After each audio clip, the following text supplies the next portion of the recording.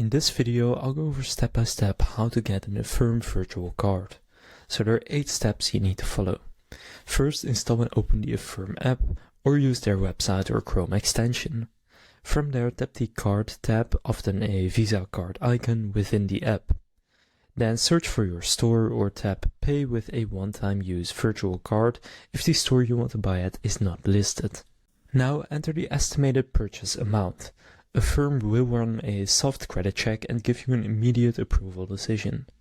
Then, if approved, select your loan plan, for example 3 or 6 months, or choose interest-free buy now, pay later options if available.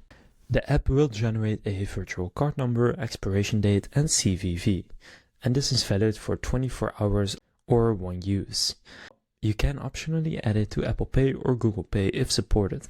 From there, enter the virtual card info at checkout just like a regular Visa card in order to make the payment, and if you add it to Apple Pay or Google Pay, you can also use it in person.